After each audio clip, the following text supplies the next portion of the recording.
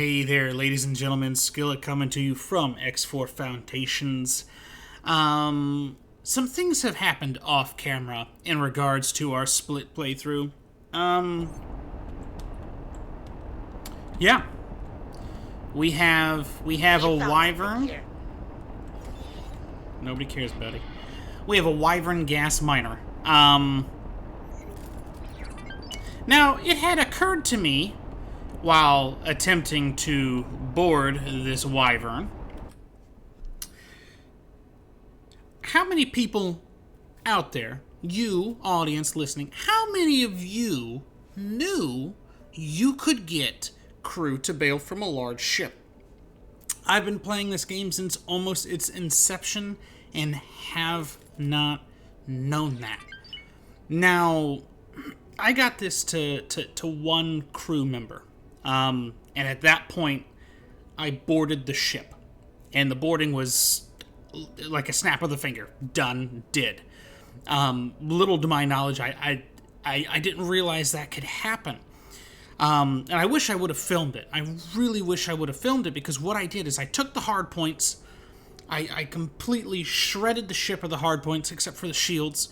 The large shield generator, gone, as you saw in the, just now.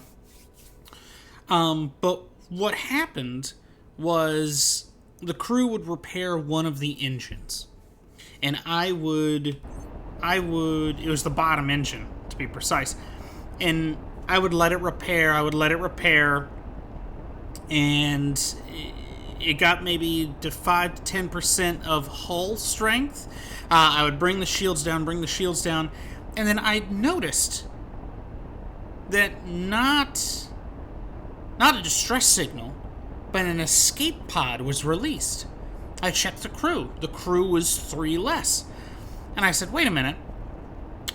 Like an hour and a half later, we got down to 1 crew. That's right, it took forever. We got down to 1 crew. And at that point, I was all like, this is forever in the making. Forever. And I boarded it, and it was done. Easy. And I've had to transition crew into it, because we are a split-only, split-centric. I know, I've got to get rid of the Hermes. I know that, don't worry. There's plans for that, getting out of there. But I didn't know that. If you knew it, or if you didn't know it, now you know it. But today I want to talk to you about future endeavors with the split playthrough. And we're all talking about split ships here. Now, as you saw in the beginning, the Mamba. Now, the Mamba is probably my biggest bane of existence. It is just... it's an amazing ship. Look at that. It's agile. It's fast. It's everything that you kind of want, right? Except for maybe the hairdo. And if you have that hairdo, more power to you. That's a power play right there. That is a cool shot. It's like a split ship on the surface of the moon. But this ship has been a bane of existence. Somewhere between episode 2 to episode 4, I said it. And I showed it. This could be a major hurdle for us. It's not just one Mamba. It's a bunch of Mambas. And you've seen in the streams where I've died to a group of Mambas. I also died to a dragon so fast I have no idea what happened. 5 Mambas, they're so quick, they're so agile, their flexibility, their mobility is the danger factor. Because on a one-on-one fight, he can outturn me, right? In the Balor, in the Chimera, in the Jaguar, he can outturn me.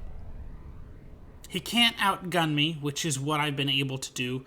He has better shields than I do, slightly. They're split shields, but slightly better.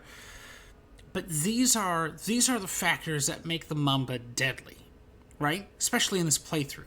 Now, with that in mind, my future goal, my future fleet setup, and we'd have to wait till the storyline is really complete for the split.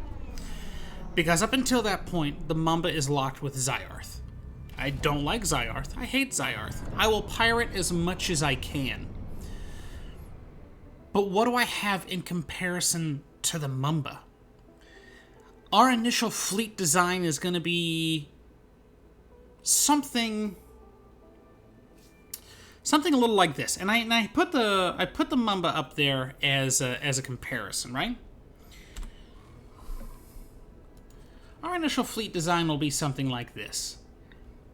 Maybe the Asp Raider. And I actually might get the Asp Raider for myself to help some of these other ships bail because of this hull. That's 1800. The other best ship I do have it. The other best ship, 17. So the Asp Raider could be a really good ship to get other ships to bail. But compare the Asp Raider to the Mamba. The Asp Raider actually has better mobility, better handling, better yaw, better pitch, better roll.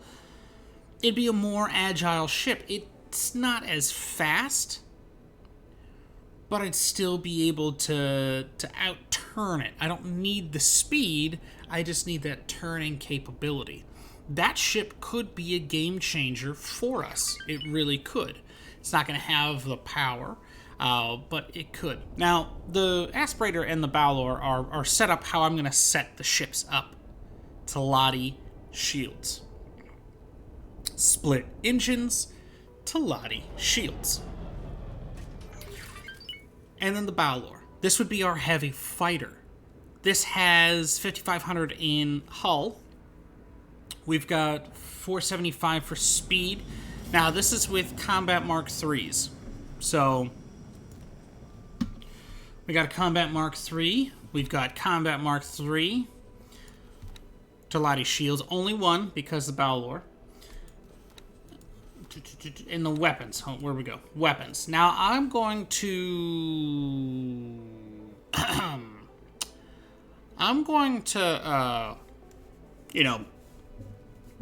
kind of source out some of the weapons, especially when we're out of sector. So we'll do thermal disintegrators and we're going to do moon chargers. Because I do want to see, from the last universe, I do want to see how the moon charger actually works in out of sector combat. Now, you might say, Skillet, that's great. Those are your small ships for your fleet. What about your bigger ships? Well, here we have a letdown. We have a letdown because of the free families. Oh, that's a little too far. Come here, little free family guys. Let's turn that off. For the free families, you guessed it, we only get raiders. So I can only get the Dragon Corvette Raider, right? Now, in comparison to the normal Dragon,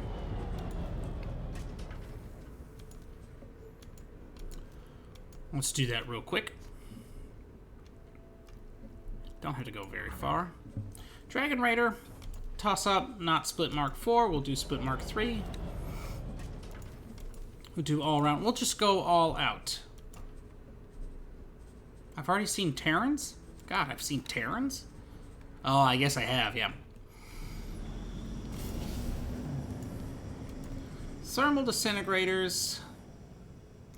And then let's just... She's going to be a heavy hitter. If we could do it, right?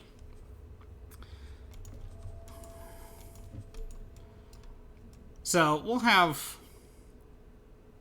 Yeah, she'll be able to knock things out super fast. We'll have 4.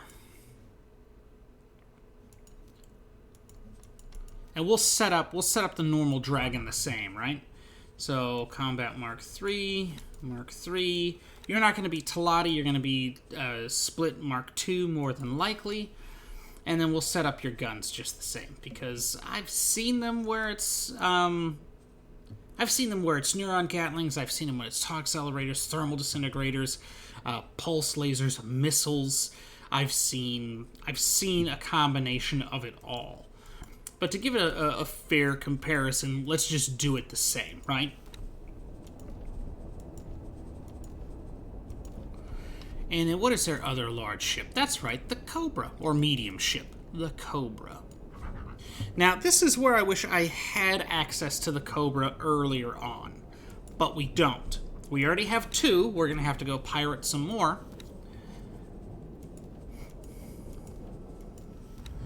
Let's see, I've seen you more often than not than with missiles, but it doesn't matter. We'll set this up like this. I've seen you with everything under the sun for turrets.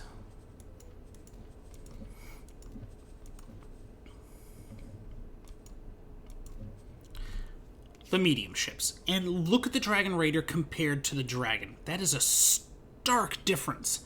That is a stark difference. It's over double hull. Shield is going to be more because it's a Talati shield. Refresh rate slower because, Talati shield. But its speed is greater. Its acceleration is greater. Its boost, its roll, pitch, yaw is greater. But these will die. These will die fast, just because the AI. I honestly don't have any high hopes for the Dragon Raider. I'd have more higher hopes with the small ships than the Dragon Raider itself. But then you have the Dragon. Look at the comparison with the Dragon. Now, we can pirate these for days. We can, because they are everywhere out there. At 17, we do Mark 3s, or even if they have Mark 4s. What would be with Mark 4? Let's find out. 647. Still slower than the Dragon Raider with a Mark 3. But 647. 674. So we're still up there with speed. Not the greatest pitch, yaw, roll. But then let's look at the Cobra. 32,000 for the hull. It's shields, 2 shields. And these are split shields, by the way. 670. Pretty quick. We've got strafe speed is actually pretty quick. Look at that. For a big hulky ship like the Cobra, it's actually pretty nice. We also have the ability to outreach our power. Not just with other small ships, but with drones. We could make it a little cost effective. We could have small ships and a fleet of drones with the Cobra, which would overwhelm the enemy and give our small ships a better chance, or a more of a fighting chance. It just doubles our power outreach, especially when it's going to come to the Xenon, because we know that time is ticking. So maybe we go specifically for the Cobras. Don't care about anything else, specifically go for the Cobras. Free families don't have anything that match the Cobra. And for all the large ships, everything's the same. The Dragon, Wyvern, Buffalo, Mammoth, Raptor. They're the same stats. It's the medium and small ships that matter. Now, with the current composition of split battle groups or patrol fleets, we will have... I've seen a lot of Mambas. Spin Mamba. Mark 3, Mark 3, Mark 3. Let's not even care about the weapons, because weapons vary. Other than the Mamba, we've seen a good bit of chimeras. Now, that's not to say the Asp is not there as well. I just haven't seen as much of the Asp as I have a Chimera, I feel. So their fleet composition is something like this. And it's either split Mark II or Mark III. It's been these three typically within their little combat fleets, their patrol fleets. And with multiple Mambas, you can already see that my attention can be here, but then it needs to be split elsewhere. Because with multiple Mambas come a lot. It's a lot to grasp. It's a lot to handle. Now, you might ask, Skillet, well, you've said this is what you might do with a fleet. Because free families are infested with Zyarth, we have only one reality. And this is where outsourcing of weapons is going to happen. We're going to have to bring our fleet out of free family space. We're going to have to either have it travel south and through the gate into Zura 7, or get it to go through 2 Grand and pop it into... What's this? I don't want to... There we go. Now it's off. And pop it into Bright Promise. Once we get it in Bright Promise, we get it refitted, redone, we'll pop it into Zura. Now, from Zura, our goal is to create a corridor between this gate and this gate here, which would connect to this gate. Because we want trade to flourish. We do. What would leave the door open for a Xenon attack would be in Fires of Defeat. We will have to figure something out. We can try to nullify these gates with either a hefty fleet composition, like a monitor and a good-sized fleet, which could happen. We could do that, but 1 to 2 Ks might just wreck that fleet altogether. I honestly don't know how that would go. But that is an idea for the future. But a monitor is going to be something that we will have to go for, because we need the repairability of a mobile equipment dock. Especially if we're going to keep a standard force down in Zura. Now, what they have to sell here... hull parts, which is what we'll need. Spice. I don't have any energy. We might throw an energy station down there just to help out. What do we have here? Claytronics. Claytronics, I think, is something going to be the need for the monitor. Hull parts there. Antarctica, I don't think we'll need. I'm going to need energy cells. We might have to produce that station on our own and have that done, because the monitor, the auxiliary ship will need all the components it needs, and it'll only source them from that specific sector, unless that's changed with 6.2, or if that changed with 6.0, I don't know. But this is the tentative thought, right? This is the blueprint for a fleet moving forward. The Balor, however you want to pronounce it, Balor, how I like to do it, will be the mainstay of our fleet. It's a heavy hitter. It's close enough to the Chimera. And once we get the Free Family story done, we'll be able to do the Chimera. Because we have to side with the Curbs. You know, freedom to the split. Freedom to the split. We have to side with the Curbs. But that is it in a nutshell. That's the blueprint. That's where I want to go. Now, after Zyarth, or even in between Zyarth and anything else, that fleet we can post around different sectors. We are not going to be nice with the Argon. I don't want to be nice with the Argon. Sorry for your Argon lovers out there. Don't want to be nice to the Argon. We're not going to be nice to the Terrans. We're not gonna get an Asgard? I'm biting myself saying I'm not gonna get an Asgard. The premier power of the universe is the Asgard, and I'm gonna throw it away. I'm gonna throw it away. We can do this with split willpower, split strength, split ingenuity.